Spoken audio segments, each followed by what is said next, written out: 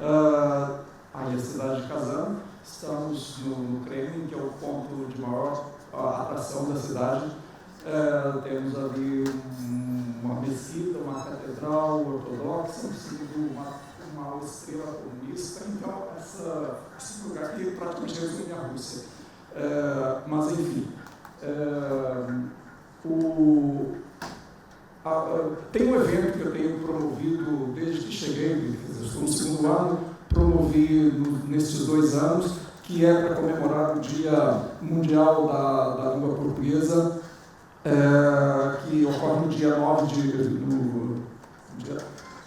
5 de maio, e é por essa ocasião que eu realizo a semana, e tem sido uma coisa bastante surpreendente, porque eu sempre percebi que entre os alunos nós temos sempre pessoas que dançam, pessoas que cantam, pessoas que pintam, que desenham, e aqueles que às vezes não têm nenhum dom artístico muito especial, eles podem pelo menos ser declamadores, recitadores, leitores de textos, e é uma ocasião que eles esperam com muita ansiedade, porque é uma oportunidade de deixar com que eles sejam protagonistas. Normalmente eu sou o apresentador e um comentador dos textos, porque às vezes um poema brasileiro é cheio de referências que eles não têm, e depois da recitação eu comento.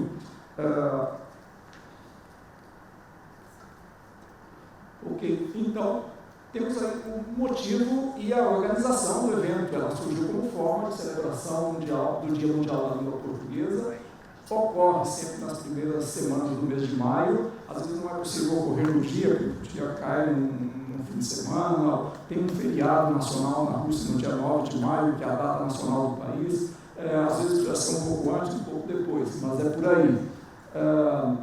Então, eu estava dizendo, como alunos com talentos artísticos,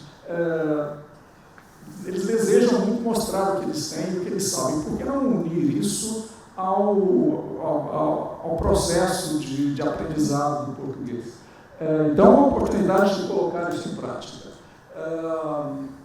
Então, aí está o cartaz. Eu coloco um cartaz que se espalha por toda a universidade. Alunos de outras línguas ficam curiosos e vêm e também participam.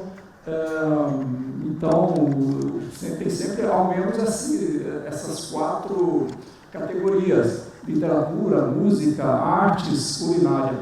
E neste ano, lá foi sempre uma mesma sala. Eu tenho sempre o apoio da universidade, da embaixada, que até se eu precisar de cartaz, por exemplo, se eu precisar enfim, algum financiamento para que as pessoas, para que os alunos, que são pessoas que eles até caíam nos estereótipos, pintavam sempre aquela foto eterna que a indústria do turismo mostra, que é uma foto do Corcovado para o Pão de Açúcar, mostrando a Baía de Guanabara, mulatas, carnaval, mas é claro que isso também aparece, mas a semana é uma oportunidade também de discutir essas coisas, de apresentar essas coisas, e aparecem coisas diferentes, e é função ali do professor também dar outras alternativas. Eu estou sempre discutindo a questão dos estereótipos. Essa é uma aluna com esse look de artista, que é uma designer, ela desenha roupas, e ela criou um vestido inspirado no Brasil.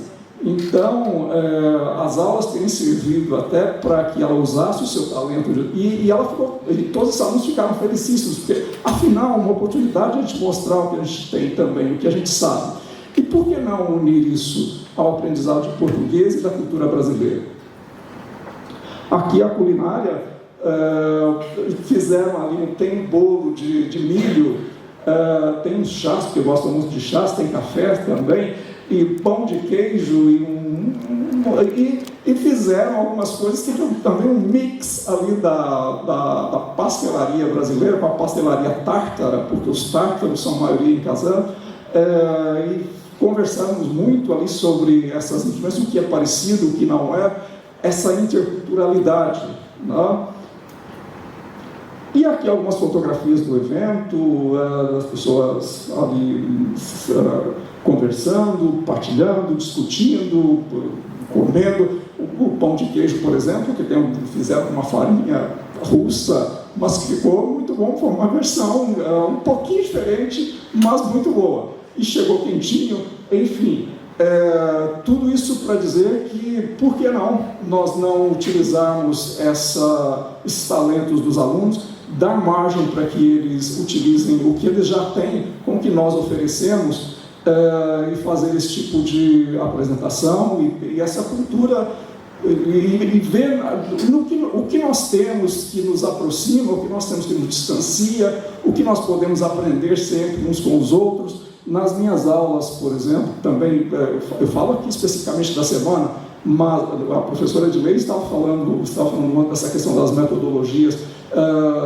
Há um livro didático de português, especialmente para os níveis, os que estão começando, mas as minhas aulas estão sempre juntas com os alunos.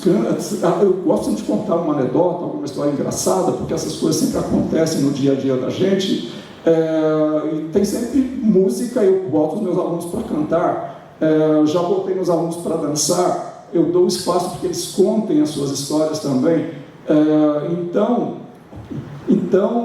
por que não?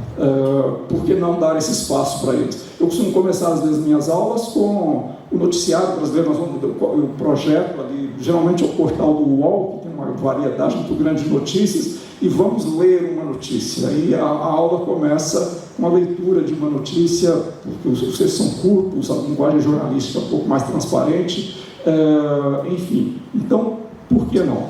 Por que não juntar tudo isso? Por que não dar espaço também para que os alunos se tornem os protagonistas?